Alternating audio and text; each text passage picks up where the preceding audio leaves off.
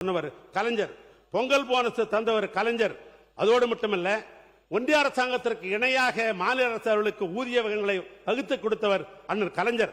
அரசு பணியாளர்களுக்கு 30 ஆண்டுகள் பணிபுரிந்தால் அவளுக்கு முழு ஊதியம் பெற வேண்டும் என்று சொன்னவர் கலைஞர். 15 நாட்கள் ஈட்டிய விடுப்பை ஒப்படைத்தால் அதற்கு பணப்பயன் கொடுக்கும் என்று சொன்னவர் கலைஞர்.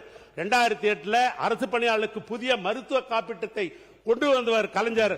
அரசு ஊழியர்களுக்கு ஓய்வும் போது பணிக்கொடை 20 லட்சத்திலிருந்து 25 லட்சமாக ஆக்கியது திராவிட மாடல் ஆட்சியில அண்ணன். இதெல்லாம் சொல்லிட்டார். ஒன்றே ஒன்று நான் கேட்க விரும்புவது இல்ல, நான் ஒன்னே ஒன்று தான் கேட்கிறேன். இது ஒன்னே ஒன்று, பில்டிங் ஸ்ட்ராங் ஆனா பேஸ்மெண்ட் வீக் அப்படின்றது.